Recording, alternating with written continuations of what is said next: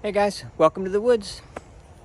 Well, I'm walking here in the woods, and in a grass flat area there's a nice tree, small tree, but anyway, and a little plaque put underneath it and a log cut for a seat. I'm like, huh. So I go over and sit down, and happens to overlook the water, and it was in the woods and whatever else, is a good spot.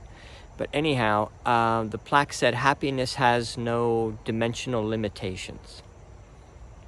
And it was this guy's name I didn't know, and but he was old, and he died 7 years ago, so they put that little memorial up to him. So I guess, like to be in the woods was connected to nature, like that spot, and like to talk about happiness having no dimensional limitations. And I thought, that's cool. I feel like there's a lot of examples of people who have pursued peace and happiness and joy as being the primary function and product of life and what they experience in their day-to-day head. So lots of people have pursued it, and lots of people do really well at it, and some swear it's a waste of human resources. So on the other end of the scale, we do have people that, we honor for, word I like to use, stick-to-itiveness. I don't know if it's a real word. But, people who do great things, and people who maybe are masterminds of chasing down the master plan of wrongdoers. That's a terrible way to describe it, isn't it? But you know what I mean. But the other thing, I guess I'll give you another example. But just, people, maybe in the military, somebody who's, military person and really gave his whole life to that cause and rose to the top and things like that. We'll give that guy a thumbs up, and we'll always remember him. There'll be plaques, and he'll have his name somewhere, and maybe he'll have a picture of himself on the wall along with other great men for all eternity. So we cover all the scales. The saints are written about. They're important. The mystics, the people who had special powers, did mysterious things, healers, stuff like that. They're all documented. But where I was thinking this applied maybe to us is that which way do you lean towards, really are you pursuing? Because I think we all think when we get old, I want to be a happy guy as an old man, and I want to be content, and I don't want to be ruffling a lot of people's feathers. I want to make people feel comfortable and loved. But most old people do not hold that vibration. And anyway, so, we pretty much put them away. They're crying like the babies. The babies are tricky, and the old people are tricky.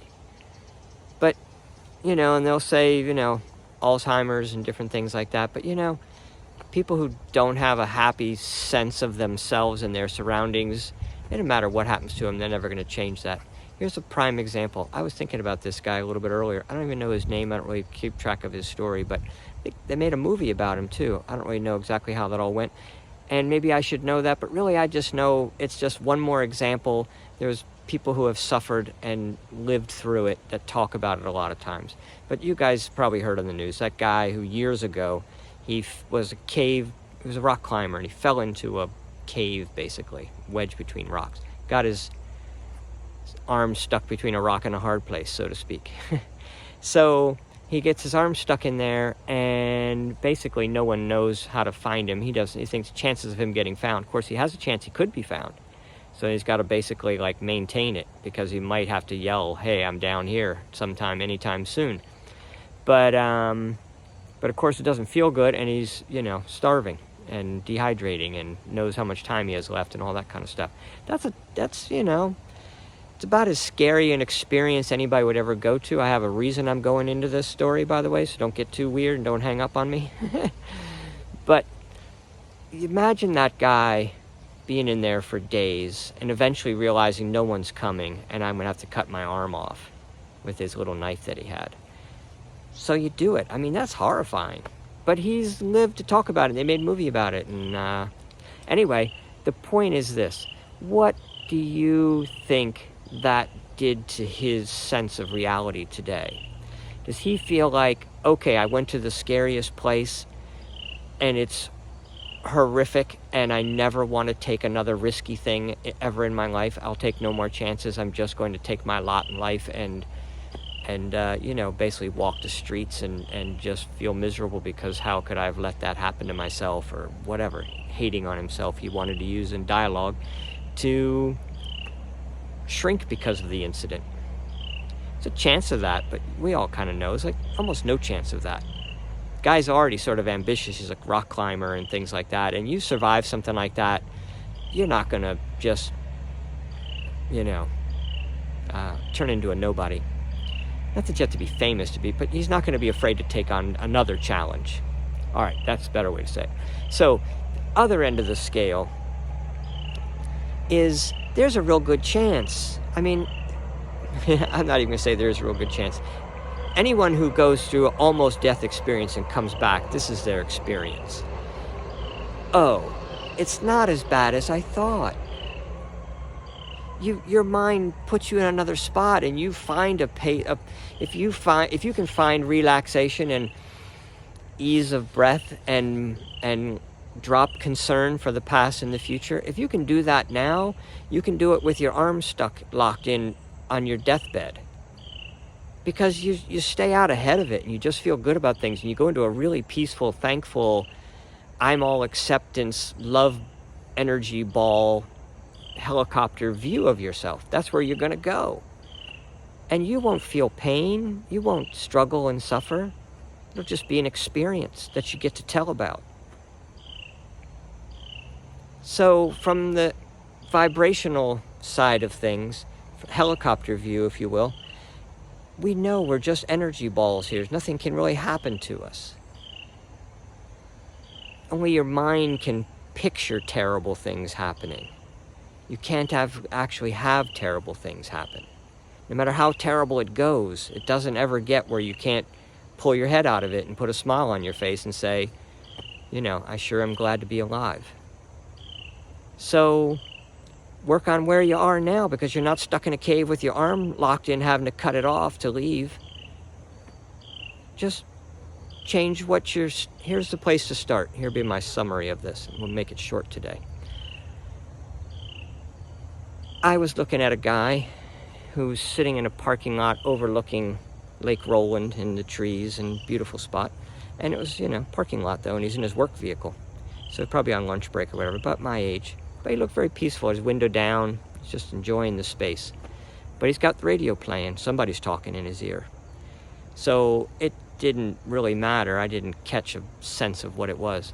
But the question would be, take a guy like that, you, me, most people we know, taking your little break in the middle of the day, what am I filling my head with?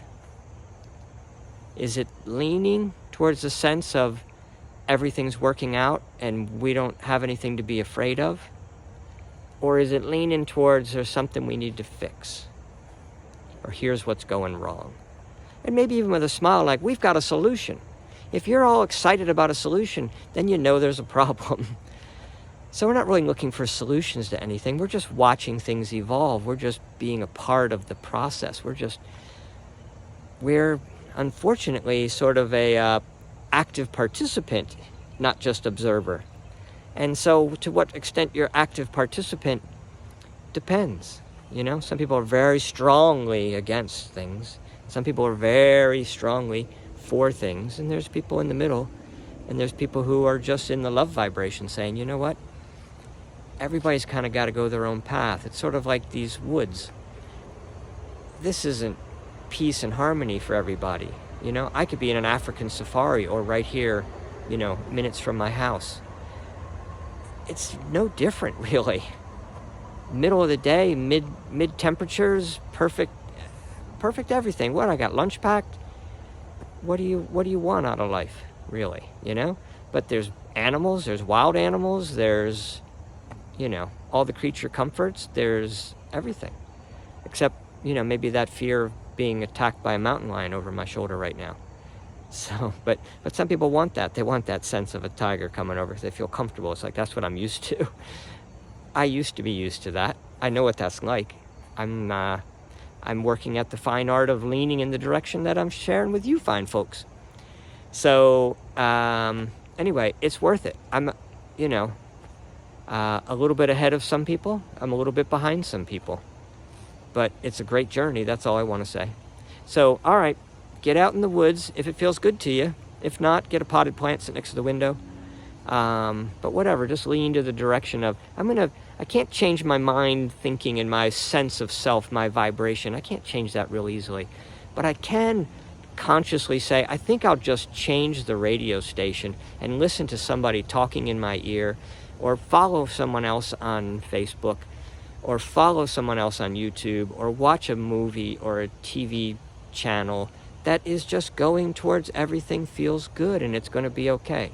Because that's got to be the message, regardless of what you think about the coronavirus or anything else going on the planet, or election or anything else. You got to hold the sense that everything's going to be okay.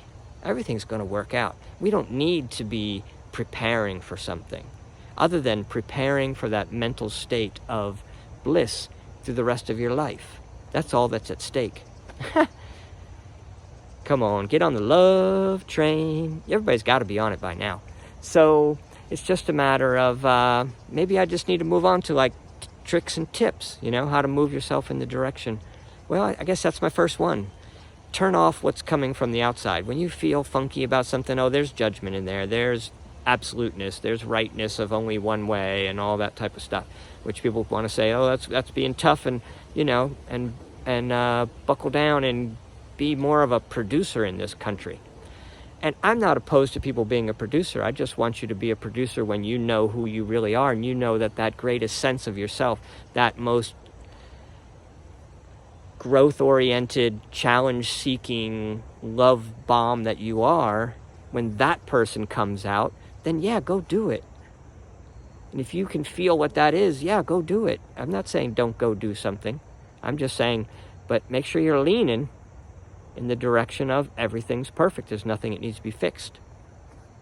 And then rock on and have fun. All right, that's it. So I'm at 12, almost 13 minutes, somewhere in between 10 and it's almost short.